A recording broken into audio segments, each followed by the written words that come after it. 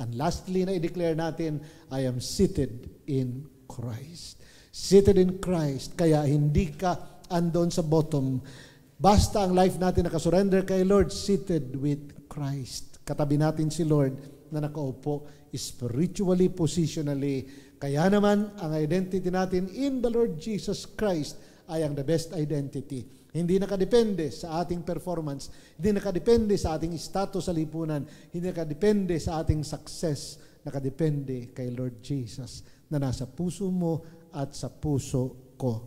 Kaya nga, nung tayo ay naligtas, na-encounter natin si Lord, salvation is not self-improvement. Hindi para ma-improve ang sarili natin, pero identity transformation. Nung ang Lord Jesus pumasok sa ating heart, bagamat nag-improve ang life natin, nagkaroon ng pagbabago, the way mag-isip tayo, the way magsalita, the way mamuhay at dumalaw.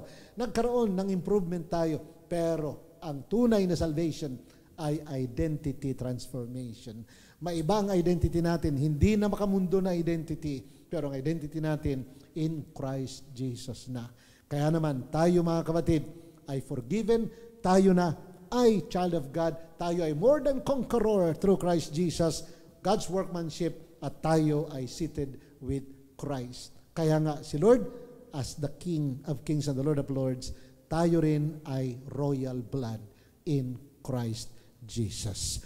And mga kapatid, ito lang ang isa sa maaring ating palaging i-remind ang ating self. Yung sinabi ni Francis Chan, our greatest fear should not be of failure, but of succeeding at things in life that don't really matter. Ito raw dapat ang ating katakutan. Ang katakutan natin hindi yung tayo maging failure, pero ang katakutan natin ay mag-succeed tayo sa mga bagay na wala naman talagang kabuluhan. At maraming nagsasucceed sa mga bagay na walang kabuluhan. Mga kapatid, yan ang katakutan natin. At para hindi tayo maging ganito, our success should be living the identity Christ gave us. Ang mga identity na binigay ni Lord sa atin, ito ang dapat nating ikapamuhay. Yan ang tunay na success. Pag tayo nabubuhay na sa identity ni Lord. Kaya nga mga kapatid, noon, nung ako'y nasa college pa, akala ko ang aking identity ay pag nakagraduate ako sa college, abay, may diploma na ako, hindi na ako undergrad. Kaya okay na siguro ako. Pero pagka-graduate ko at nakita ko na, abay, accountancy, kailangan pala ako'y maging CPA, sabi nila. Para talagang ang identity mo, Carlos Moncada Jr., CPA. Yan na ang identity mo at maglagay ka ng placard sa bahay mo, Carlos Moncada, ilagay mo sa baba, Certified Public Accountant. Kaya yun ang naging dream ko. Akala ko, yun na yun. Pero after ko makapasa ng CPA board exam, wala pa rin pala. Akala ko, yun na yun. Kaya nag-attempt din ako na mag-abogasya. Punta ako sa mga law schools para mag-enroll. Sinubukan ko pa nga ang UP para ako'y mag-enroll. Pero on fire na ako noon na Christian.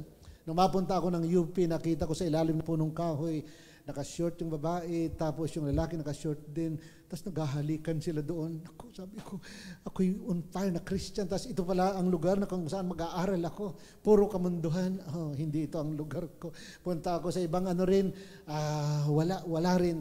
Tapos I seek the Lord. Hindi talaga. Hindi ang identity ko maging CPA lawyer. Hanggang sa nilid ako ni Lord to be a preacher. Ito pala ang aking identity in Christ Jesus. Our success is living in the identity Christ gave us. Anong identity natin? We are representative of heaven here on earth. At para tayo maging tunay na representative, ang representative nagsasalita. Kaya nga ang representative ng Pilipinas dito sa Israel na ambassador dapat nagsasalita.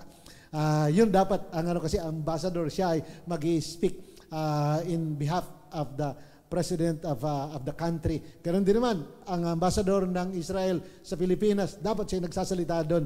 At yan ginagawa ng ambassador doon. Tayo rin ay ambassador ni Lord Jesus Christ. Tayo pinadala niya at ang ating tunay na success pag namuhay tayo ayon sa identity na binigay ni Lord sa atin. You are an ambassador of the Lord Jesus Christ.